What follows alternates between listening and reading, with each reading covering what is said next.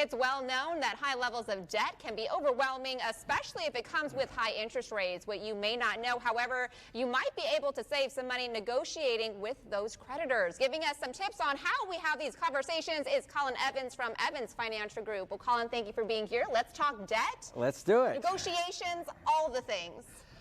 Where do you want to start?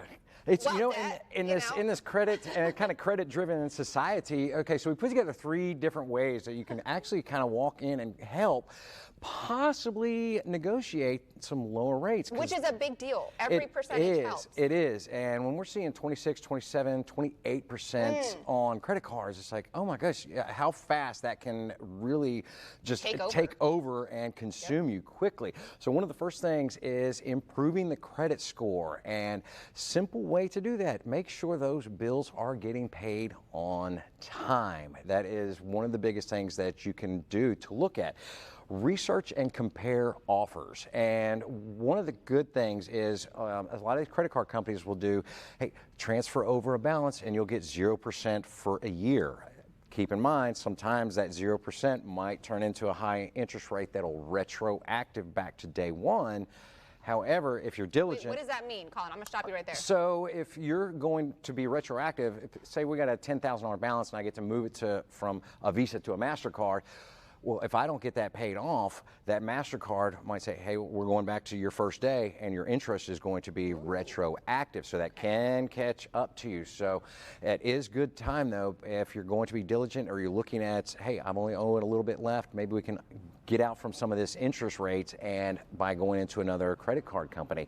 You know, direct negotiation could be a good one. You can actually call and say, hey, let's see if we can maybe find some common ground and go in kindly. I know when we want to talk to somebody over the phone, you know, we get that 1-800 kind of... someone a new one. Yeah, we get that 1-800 who cares kind of mindset. It's, you know, and you know, though, they take probably a beating over the phone more than most, but you can attract more flies with honey than you can with vinegar. Well, Colin, how do we break this down for those who are watching who are not attorneys, right? How do we negotiate this? Besides being nice, what are some key words that we can use to try to lower that? Some key things that you want to walk into and look at is, you know, hey, have I been diligent? Am I making sure that I've been paying my bills on time?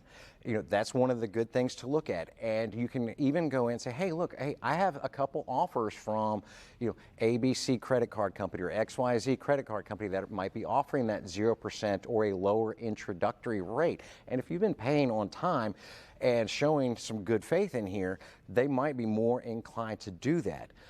It kind of becomes a little give and take. And another good thing that you can actually look at doing is say, hey, why don't we maybe set up an automatic payment that might show a good faith on the consumer's behalf and show that, hey, that they're going to put this on automatic. Now we're kind of giving some reassurance for a little bit. That's some skin in the game, right, Yeah, Colin? exactly. We're getting a little bit more of a guarantee that's in there. So that really kind of can help do that. And the next one that is my favorite is being persistent.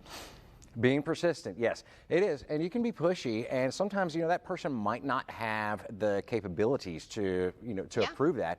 You know, and that's just a simple question. Could I visit with a supervisor? Is there somebody up above you that I can maybe talk to? You know, we got a couple different options that we're looking at, and I would like to stay, you know, with this credit card company. You've been okay with me in the past, instead of shifting all my balances over, and they might allow you to take a look and say, hey, well, you know what, we will look at this, and we will be able to drop this. We should clarify, right, Colin, persistent and polite, right? Polite, yes. That's key, right? We don't want to just be rude. It is, you know, and that person that's answering the phone is not the one that's going, you know what, I feel like 26% today or 27%. Although they could be.